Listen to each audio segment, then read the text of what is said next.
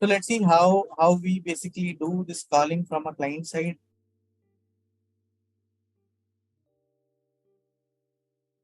So in order to call a script include from client side, we have to use something called GlideAjax. Okay. Remember, we have something called Glide Abstract Ajax processor. This is nothing but helping us to utilize GlideAjax. In order to do this client to server call, ServiceNow has another class which is called GlideAjax, which help us to call the script include from client side to server side. Let's see how. So basically, if you see what these are the 5 steps you need to follow whenever you are calling a script include from client side. So firstly, you have to create an object of GlideAjax, like we used to do creation of an object in Glide record. Same thing. If you see first line where GADESC, wherein I'm just declaring DA is GADESC is nothing but the object. Okay, so this is nothing but object which I am declaring. I can give it any name. Not necessary that it should be same. I'm saying new GlideAjax, and this is nothing but the script include name. Okay, script include name. This is the name of script include. So in my case, what I will be putting, I will have to put nothing but I will have to put my hello world. Sorry, my user util. So whenever I'm going to mention GA equal to new GlideAjax, I'll have to put user underscore utils as my script include. Okay. Then second thing what we need to do, select the script include method. So as I told that now script include can have multiple method. Remember, on except classless script include, all other script include can have multiple method. So we have to say to system which particular method I want to access. So in this particular thing, what I am trying to do, I am accessing alert greeting is my function. So there is some function in my script include called alert greeting, which I want to access. And this is the syntax which remains common. So this is the, out of the box syntax which ServiceNow follow, that if you put sysparam underscore name, ServiceNow with this keyword will understand which function of script include you are calling. Okay. So this is this line, except this object part, everything remains same. And this script include name, everything remains same. And the second line, which is GA dot or the object dot add param, which will help you to specify which function of your script include you're calling. So let's say here I had greetings function. So I will put sysparam underscore name, and then in the bracket I will put greeting rather than alert greeting, because I have greetings function. Let's say I have multiple other functions here, right? Function another function 2, okay, function 3. So whatever function I wish to call, that function name I will have to specify. The third parameter is nothing but pass the parameter to script include. So remember, if you see my script include, it is accepting one username as parameter. This is the parameter or some argument I am passing to my script include. Okay, some data I am passing to my script include. So that data which I want to pass to my script include, that I have to put here. Okay, in the third line. Okay, I can pass not just one parameter, I can pass multiple also. I have taken one example. Okay, so because my function is accepting only one parameter, so I am passing only one, but you can pass n number of parameter as well. Okay, there is no foundation. So if you see in this object dot add param, this is function which will help me to add parameter. Okay, and here sysparam underscore username.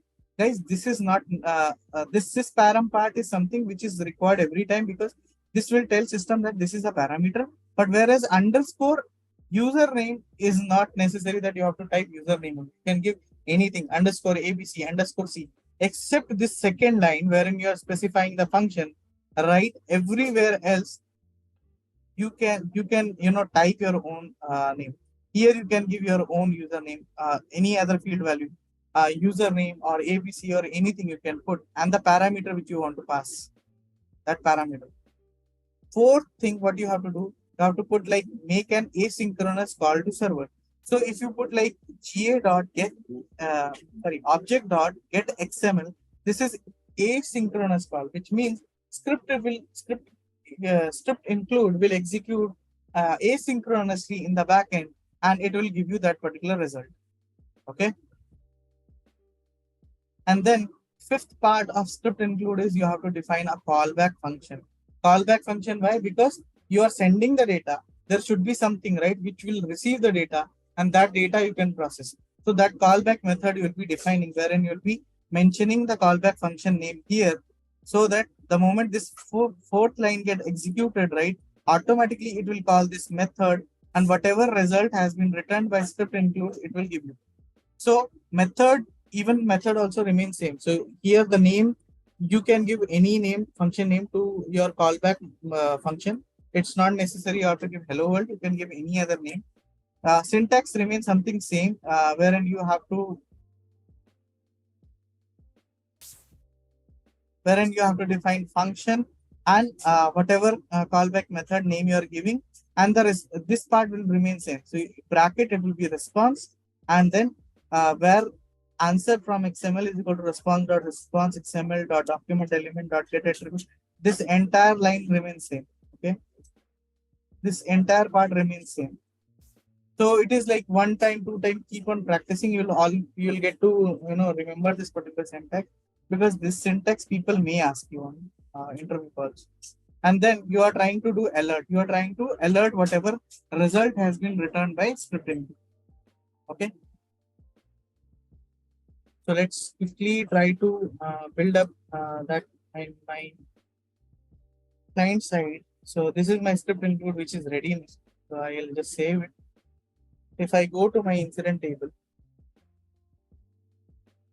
because I have to call it from server side, sorry, from client side, what I'll do, I'll directly go for client script, and I will create a new client script, and there I will be writing the GlideAjax and Script. So let me make this as all, so that it execute script and something like this I will put. And I want to, let's say, on change I want to do, so that it is working every time there is value changing. So let's say I want to do for caller. Whenever my caller is changing, I want to call that something. And let's say I want to get its first name, last name, something like that. Where GA, I can give any object name. I will, let me put the object is equal to new GlideAjax.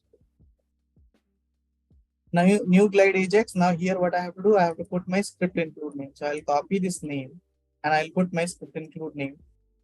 Colon. Now obj dot add param. You see, the moment I put dot, it will automatically give. What do you want? You want to call your script include asynchronously, synchronously, or you want to add some parameter to your script include.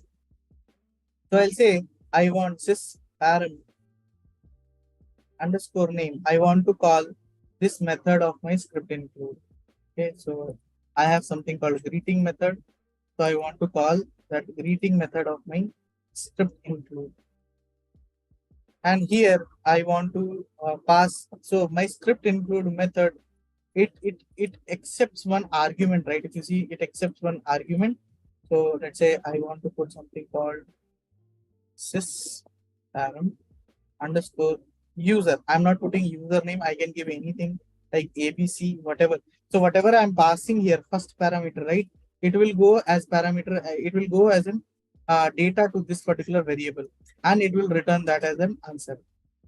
Okay. So I'll pass, like, let's say here I want to pass Nikhil. Okay. Now I will do something called obj dot. Now I want to do something called get XML, and then here I will define any function which I want to like callback function which I have to define. So let's say I want to define users detail. I can give any name, guys. This is not mandatory that you have to give a specific name. You can define it. So now function, and then, but this function which I am going to define, it should be same. We are trying to create one script in trying to create one client script on incident table, which will be running on change of a caller. Okay, and then through GlideAjax, we are trying to pass the data from client side, and whatever result will be returned from server side, we are just trying to put an alert. Alert means a pop-up message you are trying to display. So if you see this particular script in what I have written is first line, I have declared the object. A GlideAjax is a class. I'm declaring object as an obj as an object for that particular class, which means I'm declaring key for accessing that particular house. Okay, and which particular script include I want to call, I am mentioning that script include name. So here is nothing but script include name I am putting. Okay. Second line, if you see add param is nothing but a function which is available in GlideAjax class, and it helps to us to provide parameters to our script include. So what I am trying to do in second line, I am trying to specify the function which we are calling within script include. So I'm just specifying that in this particular script include which function I want to call. Let's say there are multiple function and I want to call each function, right? One by one. I have to write this part, maybe declare this object multiple different types, and then we'll have to call those method independently because each method will have its own functionality, right? So in second line, I'm just specifying which function I am calling. Third line, I'm passing the arguments, public parameter. So whatever parameter my function is expecting. So if you see here, my function, this greeting function, it is expecting that somebody should pass username. It is asking that you pass me your username and I will return you hello, whatever the username is, right? So that parameter I need to pass. And here I'm just initiating a call, async call, asynchronous call to script include. Okay. And then I'm defining this callback method. I'm defining a callback function to process result. So whatever result is coming out from whatever data I'm passing, and based upon whatever, getting the data and after processing the data, whatever result is coming, that result is being processed here. So obj.getXML, it will do asynchronous call to script include. Now I'm defining callback method. This method I can give any name, not necessary user detail. I can give any name, the format remains same. So I have to mention function, that callback method name, and then in the bracket response, whatever response is coming. And this is a keyword from ServiceNow, so you don't have to change this. Okay. And then here where answer, this variable you can definitely change. It is completely free of choice. You can change, you can give any name. And then response XML dot document element dot get attribute. This line, and in the bracket answer, this line remains same because the script include will return majorly you a JSON object from where you have to extract one answer. Okay. So in upcoming slide, I'll show you what exactly is being written by JSON, by your script include, and from where this answer variable you are trying to extract. And then alert answer I'm putting, you can give whatever variable you are declaring here, same you have to put here. So let's say whenever I'm going to change the color, what happens? So let's say this is the color. I want to get this color updated to, let's say, Beth. So the moment I am updating, I'm changing the color, what is happening? My script include is called and it is saying hello Nikhil. So if you see what I have done, I'm passing the parameter as Nikhil in my script include. That's why it's saying hello Nikhil. Let's say if I want to pass something called Uganda. So what happens whenever the script include will run, it will set the parameter as Uganda. It will return me as Uganda. Not reloaded my form. This is the problem with client side API. You need to reload it. If you don't reload it, it won't work properly. Let me now do it. See, now updated name is coming, right? So this is how we pass the parameter. So this is now, static parameter, which means whatever I am putting it, that it is displaying. But let's say based upon my caller field, I have to do. So whatever caller I'm putting, that it should display properly, right? So what I will do, current, remember, current here will not work. Yeah. So let's say here, this is your client side. So what we will do, new value, whatever new value is there, that you display. most probably it is going to display you display, see if it is displaying you the correct name. So new value, it will display you the most probably this is ID. Let's see if it is giving you. I've written this function get display value, gives you display value. Or let's say I'm changing it back. I have to update this, reload it so that my client side gets updated. So okay, so it will not get display value will not work here. I'll have to just remove this. Let's say whatever new value, most probably it will give you this ID.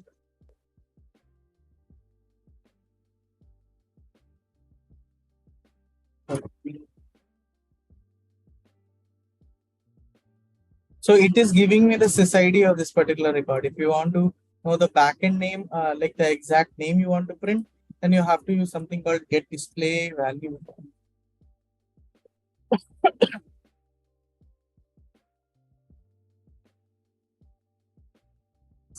Is giving me that.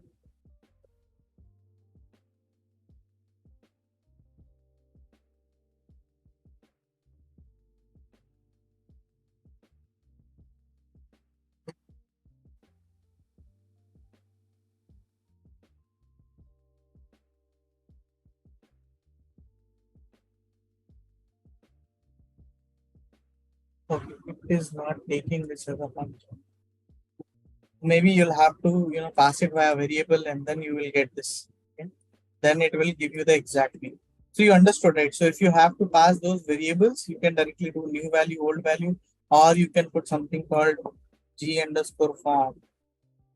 G underscore form dot get value. So I want to get value of field called caller underscore ID.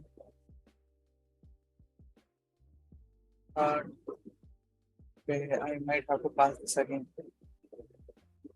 Get display value. Let's see if this is working.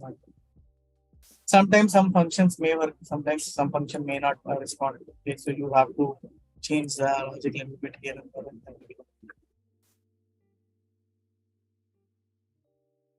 No, it is also not working. So you can pass this to a variable and then do a get display value. That will be the most prominent thing which will work. Okay, so let's pass something right now. Passing as function. So it will come as function as a static value. But if in order to pass the dynamic value, you'll have to pass something called new value or old value, or you can do something called g underscore form because it is your client side scripting. Okay. So let's move forward. I hope there is. Do you have any doubt here with respect to whatever we have done? And one more important thing I forgot. I directly mentioned username here, but you don't have to mention username as parameter here. In order to get whatever parameter you are passing from there to your script include, you have to write something called this dot get parameter.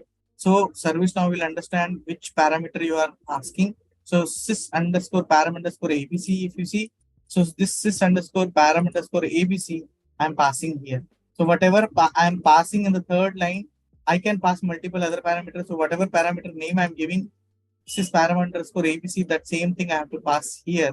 So that ServiceNow will get that value and we can process. So I can put another function as well here. Let's say I want to put something called hello world basic function. And it can have something called user as first parameter, user ID as second parameter, name as third parameter. I can pass multiple, okay, and then it will have its own body, okay, and then let's say I have something called add as a method here, and I will let's say this function has some integer value int 1 comma int 2 and will give me sum of two numbers. So like this, I will have multiple functions. So now it is up to me which function I want to call from the script include that I will be defining via line number 2. Remember, which we have discussed. Okay. So let's move forward and we'll see. So this is we have discussed it already. What we need to do, what each line of code will do for you.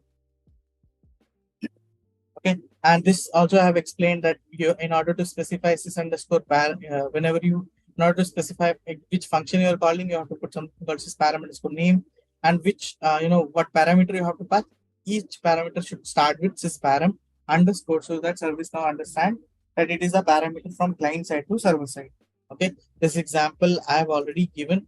So whenever you write script include and you try to return this type of XML is returned actually in backend, okay, of ServiceNow. And then remember there is one line specifically we are writing something called, this line where answer from XML equal to response XML dot document element dot get attribute and then colon answer, right? So what it is doing, it is nothing but it is doing trying to extract this answer from this entire XML. Whatever XML is returned, it is extracting that, answer variable from here, and it is giving you back. Okay, because we are interested in this, we are not interested in this entire part, right? So it is just extracting that answer part and it is giving back to us via this entire big line. Okay, via this big line.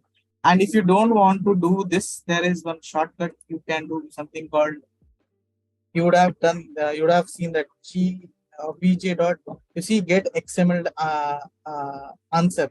You don't have to write this entire thing. It will automatically extract the answer and it will give you get XML answer. Okay.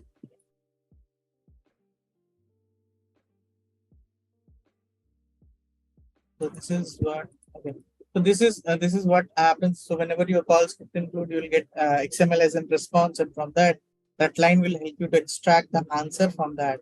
And then you can do alert, or maybe you can upload, or you can update the field. So let's say I did here alert. I can do also one more thing called something called g underscore form dot set value. Let's say I want to set value maybe on short underscore description, and then whatever value is returned, I want to put that value. So answer. So I'm putting this. Okay. So what will happen? Whatever short description is there, it will get updated with my answer variable. Me do it.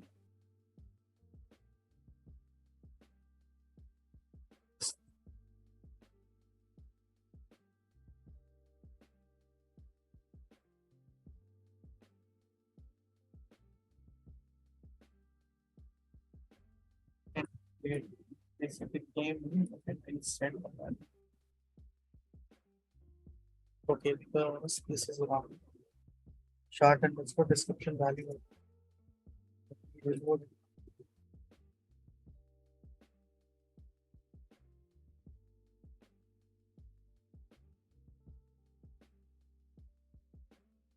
see, it got updated with hello factor because I tried to set that in script include. So same thing you use.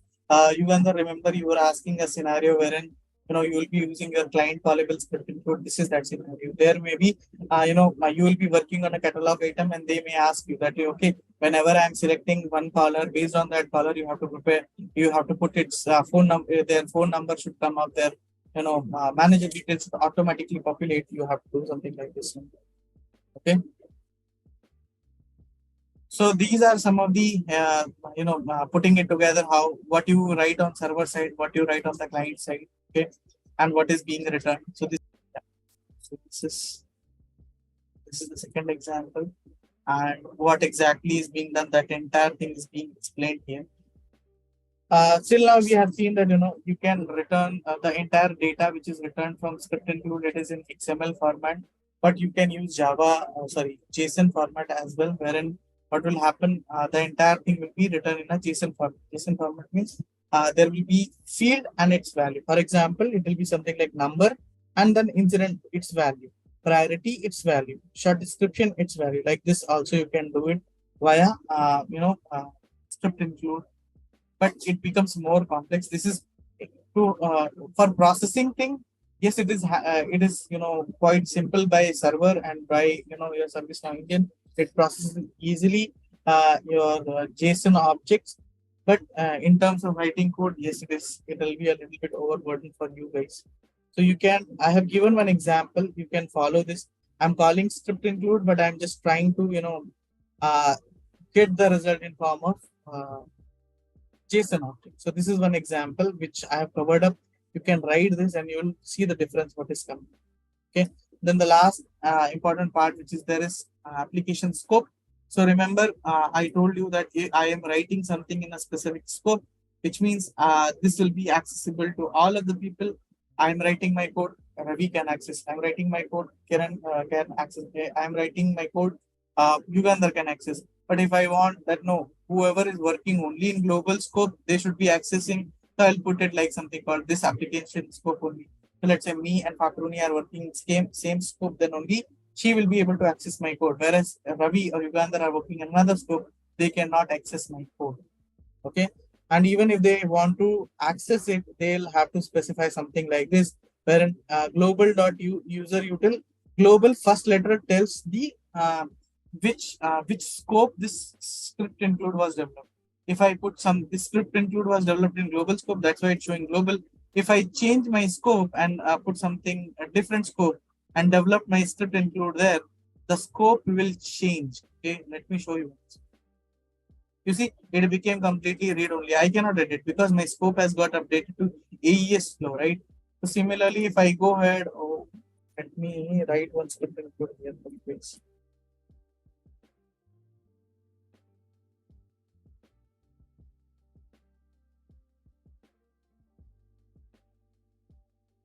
If I do new here, if I put something like test utils, you see the first part is something coming like SNAES flow template. This is the scope. This is the scope. This first part, right? It comes via scope. And whenever you are trying to access cross scope, okay, whenever you are trying to access cross scope means something which Yugandhar has written and Nikhil wants to access, then what he has to do, he has to explicitly mention the scope.